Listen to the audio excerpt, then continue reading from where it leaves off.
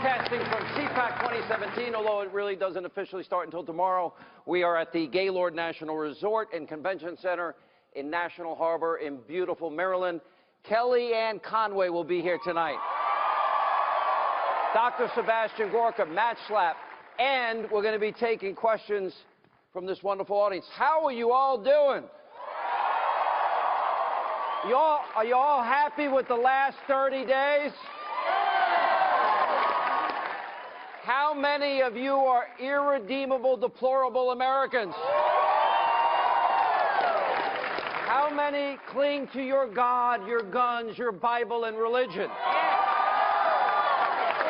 How many are thankful to the high heavens Barack Hussein Obama is gone? How many think the media in this country is so fundamentally dishonest and corrupt? Are you ready to help stop America's precipitous decline? Are you excited about the opportunity to fix this country? Are you? All right, I want to hear loud applause, no applause. How happy are you with President Trump's first 30 days? Pretty amazing.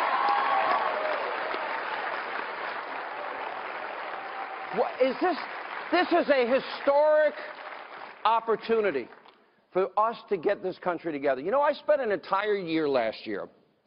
This is how corrupt the media is. You know, you go back to 2007, 2008.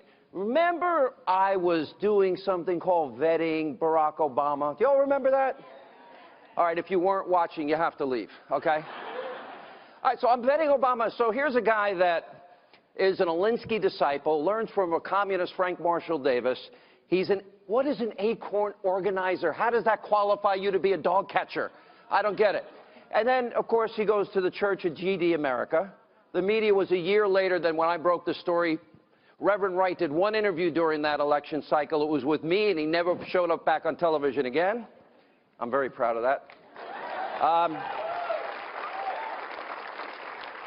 And imagine if Donald J. Trump, our president, if he started his political career in the home of an unrepentant terrorist, part of a group that bombed the Pentagon, the Capitol, New York City Police Headquarters, and on 9/11/2001 of all days was quoted as saying, "I wish we had done more in terms of terrorist activities."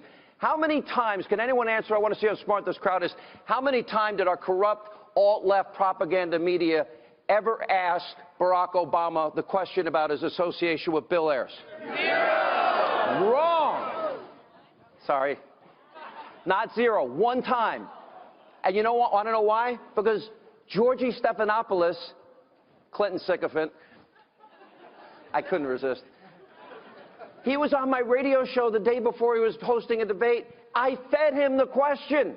He didn't even know who Bill Ayers was at the time.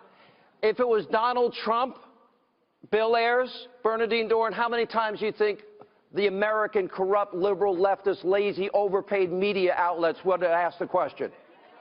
Right? You know, by the way, this is Hollywood, one of our guys, and right over there, George W. Bush calls him the bear. They're good guys. We've worked together 20 years. They're my friends.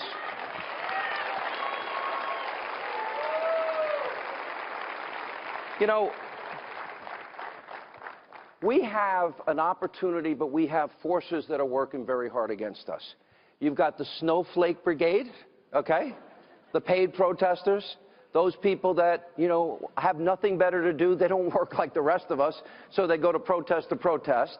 Then you've got the Democratic establishment. Day one, they're talking about impeachment because they're crybabies and whiners and they lost and they can't admit it. Then we've got the media with all their corruption. They basically declared war on President Trump, and they want to do everything they can do to hurt his opportunity to help this country. And then we got Republicans that have shown that they're weak and feckless and spineless. And it's time for them to get off their ass and do their job. That's what it's time for them to do. You know, I want to say, because this is so important, what we want is not that complicated. All last year, I gave out statistics every single day on the program. I repeated myself on purpose, not because I like to hear myself talk. We have 95 million of our fellow Americans out of the labor force, the lowest labor participation rate since the 70s. We have in America today 50 million people that are on food stamps. That is 13 million more than when Barack Obama became president. We have 8 million Americans, our fellow friends, neighbors, maybe relatives, they live in poverty. 50 million total, 8 million more since Obama was president. We had the worst recovery since the 1940s, the lowest home ownership rate in 51 years. We have literally the only president that never in 1 year of his presidency reached 3% GDP growth. Not one time. What is it that we want as conservatives? We're all conservative libertarian here, right? Okay, we won the election. The snowflakes lost. What do we want to do?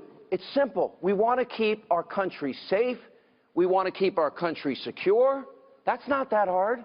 Is it really tough to vet people that are going to be guests coming into our house? Unlike the left and the media, I'm not willing to gamble with your life or the life of any other American. Is it really? We have an estimated 8 million illegal immigrants. I've been down to the border 12 times. I've said this many times. I've been on helicopters, boats, all-terrain vehicles. If you really want to laugh, look at me on horseback. I've been to drug warehouses as big as this room, floor-to-ceiling drugs that were aimed to come to this country for your children, your friends, your relatives, and poison our kids. Nobody seems to talk about that. I went to a security briefing with Governor Rick Perry. 642,000 Texans were victims of crime, including rape and murder in some instances, in a 7-year period by illegal immigrants. So Donald Trump wants to vet refugees. I say that's fair, that's moral, and the right thing to do. I don't think it's too much to ask that if you want to come to our country, that you obey our laws and sovereignty. I don't think that's too much to ask. Then you look at, okay, well, what's the rest of Donald Trump's agenda? Obamacare, we didn't keep our doctors, we didn't keep our plans, and we didn't save $2,500 per family per year. He lied. Yes, ma'am. In the 8 years he was president,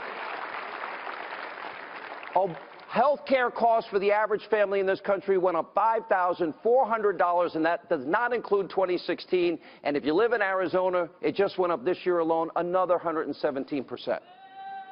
On average, it went up another 35%. Aetna said it's in a death spiral, the CEO of Aetna. And Humana just pulled out for 2018. So I want Republicans to show the backbone and keep the promise that they have given in the last 8 years. Repeal and replace this thing. Healthcare savings accounts. Competition, free market competition, portability, take it from job to job. Also, we'll deal with pre-existing conditions. We're going to have to help the poor people one way or the other. We're not going to let them die. We don't want what they have in Great Britain and National Health Services. So the agenda is not hard. How about an economic plan? Isn't it great? How did Donald Trump get Carrier to stay? How did Donald Trump talk Ford into staying and not bringing plants to Mexico? How did he keep Fiat, Chrysler? You notice every company now wants to meet with the president and say, I'm spending $7 trillion right now, because they want the free publicity.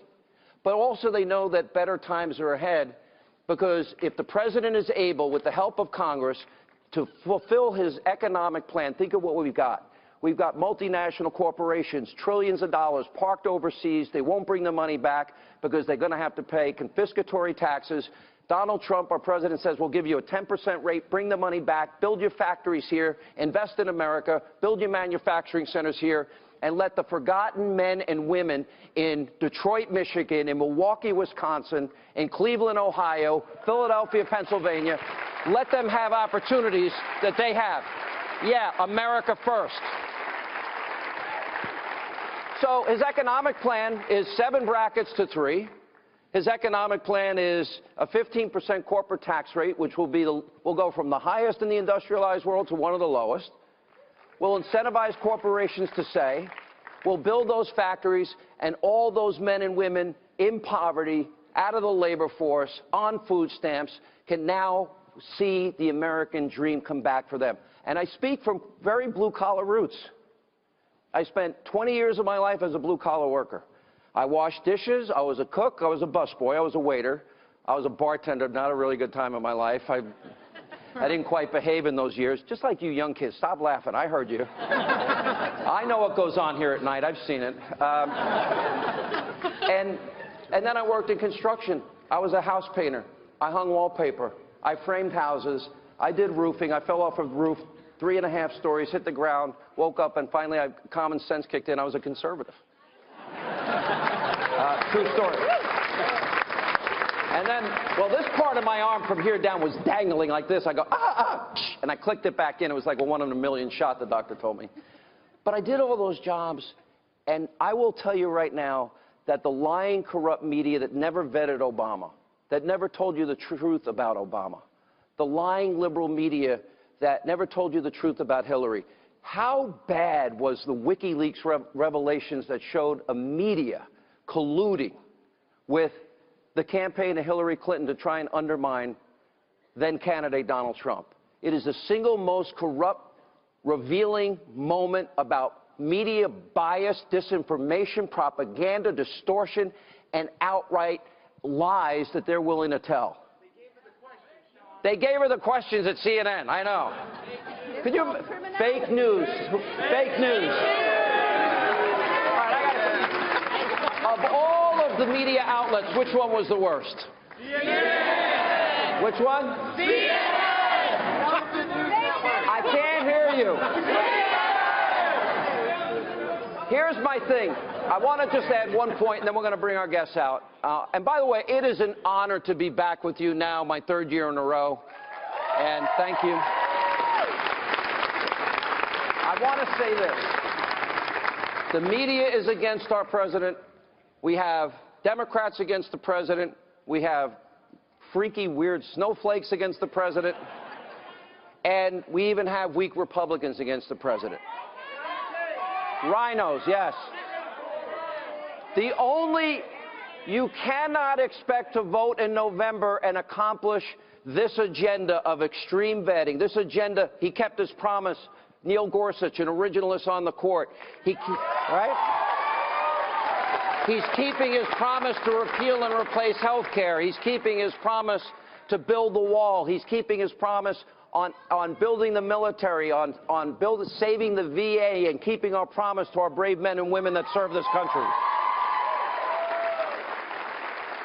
For him to be successful, he's going to need every one of you in this room to stay engaged, to fight, to help, to call, and to be active in the process. Are you all willing to do that? I can't hear. Are you all willing to do that? Okay. You ready to have a big show tonight?